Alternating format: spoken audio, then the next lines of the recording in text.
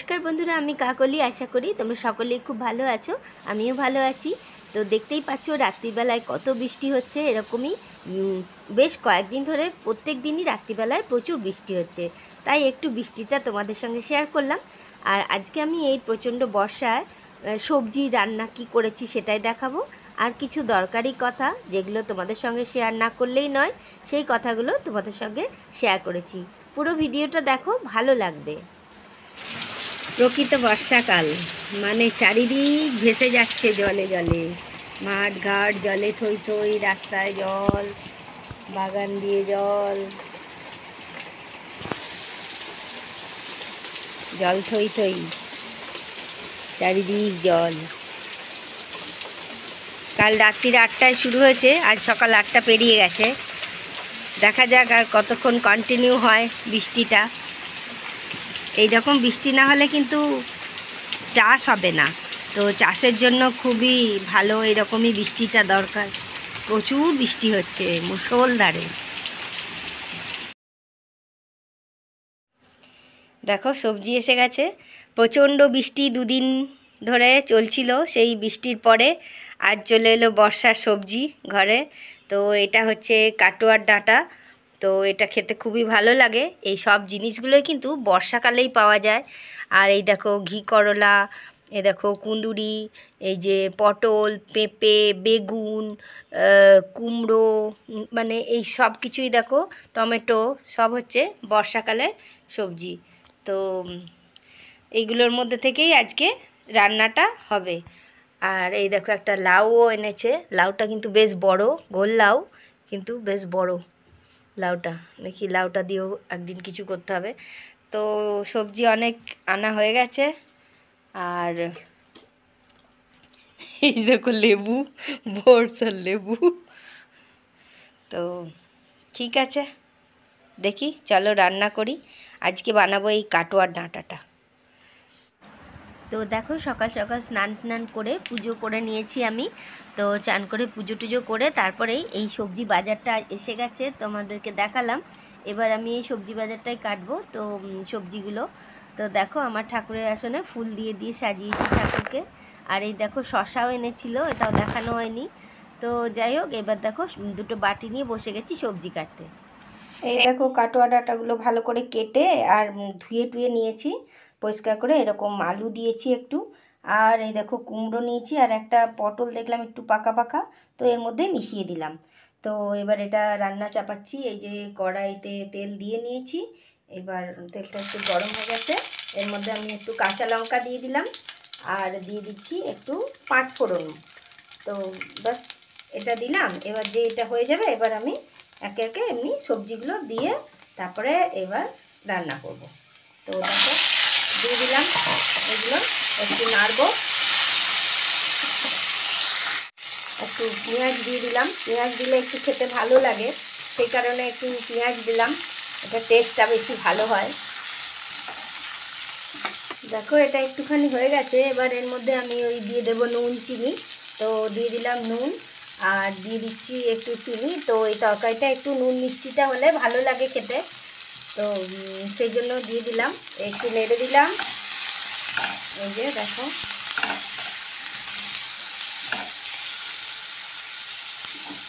এবার আমি দিয়ে দেবো এর মধ্যে ওই যে কাটোয়া ডাঁটাগুলো কেটে রেখেছি। একটু একটু শাকগুলোও দিয়েছি, তাহলে একটু মানে খেতে আমার ভালো লাগে।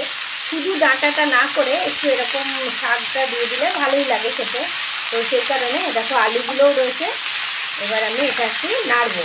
তো দেখো না কত তাড়াতাড়ি এটা কমে যাবে। বর্ষাকালে শাক সবজিগুলো একটু তাড়াতাড়ি নরম হয়ে যায়। তো দেখো হয়ে গেছে। আমি এবার এটা একটু ঢাকা দিয়ে দেবো।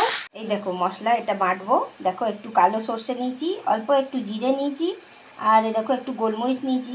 আমি একটু বেশিরভাগ রান্নাতেই গোলমরিচ ব্যবহার করি, আর কাঁচা লঙ্কা ব্যবহার করি, শুকনো লঙ্কা একটু কম ব্যবহার করি। তো এটাই যাই হোক বেটে নেবো। এটাই হচ্ছে মশলা।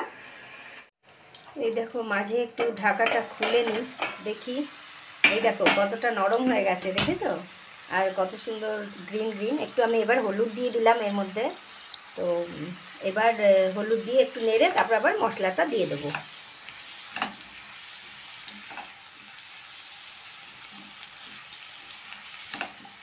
কত নরম হয়ে যাচ্ছে সবজি, কতটুকু হয়ে যাবে।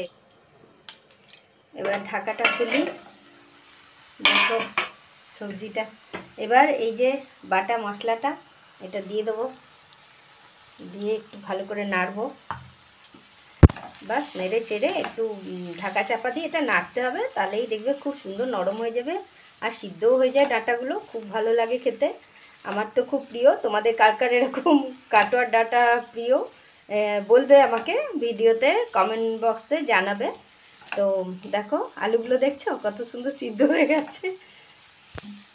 এই হচ্ছে, এবার এটা এরকমই আমি একটু ঢাকা দিয়ে রেখে দেবো, এতেই সুন্দর নরম হয়ে যাবে আর একদম ভালোভাবে সিদ্ধ হয়ে যাবে।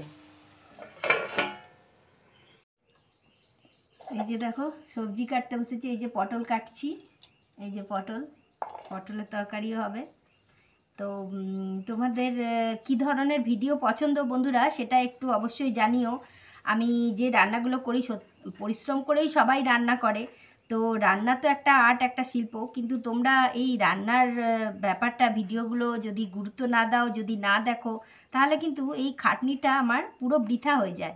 তো সেই কারণেই বন্ধুরা তোমাদেরকে বারবার রিকোয়েস্ট করছি, তোমরা রান্নার ভিডিওগুলো যেগুলো আমি দিচ্ছি, দেখবে আমি খুব সহজভাবেই কিন্তু সমস্ত রান্নাগুলোকে করে দেখাই। তো তোমরা একটু প্লিজ ভিডিওগুলো দেখো, পুরোটা দেখবার চেষ্টা করো, আর বন্ধুদের সঙ্গে একটু শেয়ার করো। তোমাদের আত্মীয় স্বজন বন্ধু বান্ধব যে যেখানেই থাকুক তাদের সঙ্গে একটু শেয়ার করো, তাহলে আর কিছু না অন্তত একটু আমি এগোতে পারবো। তোমাদের হেল্প ছাড়া তো আমি এগোতে পারবো না।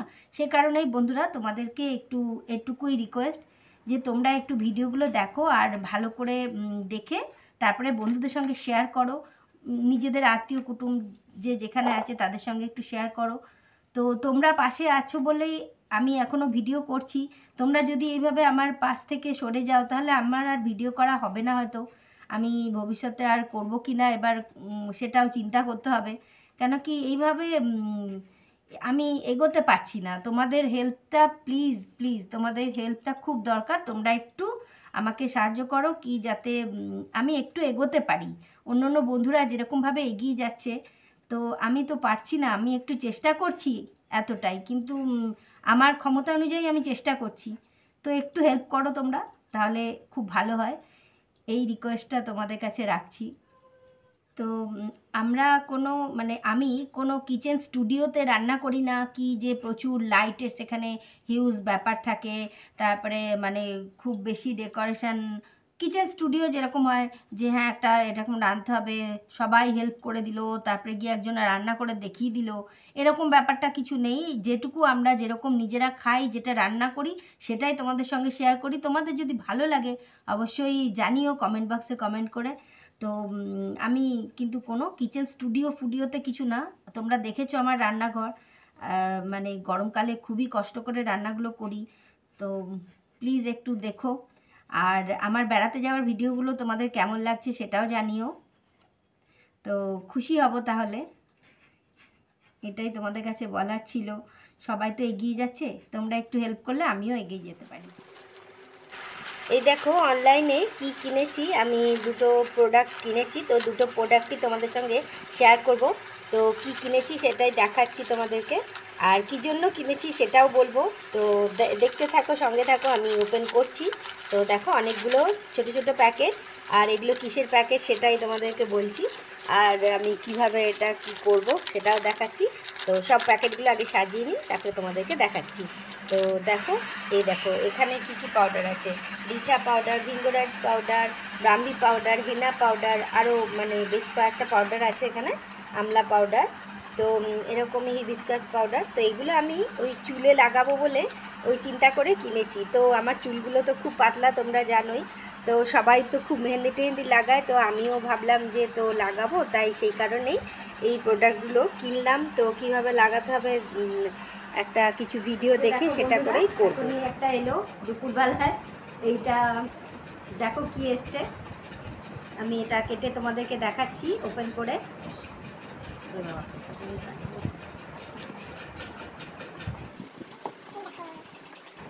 কি বলো তো, এই যে দেখো, দেখতে পাচ্ছ, এটা হলো কেক টিন।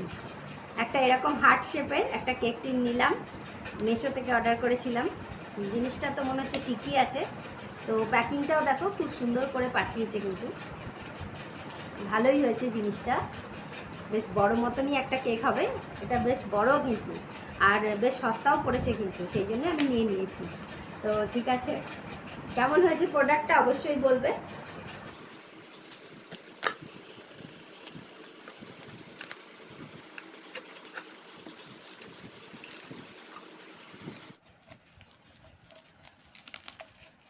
তো দেখো প্যাকিংটা একটু খুলে দেখাচ্ছি। তো কত সুন্দর কেকটিংটা, খুব পলিশ আছে কিন্তু, খুব ভালো। তো আমার এই পুরো ভিডিওটা কেমন লাগলো অবশ্যই কমেন্ট বক্সে কমেন্ট করে জানিও। আর যদি ভালো লেগে থাকে একটা লাইক করে দিও, আর আমার পাশে থাকার জন্য আমার চ্যানেলটাকে সাবস্ক্রাইব করে তার পাশে বেল আইকনটা অবশ্যই প্রেস করে দিও। তোমাদের এতক্ষণ আমার সঙ্গে থাকার জন্য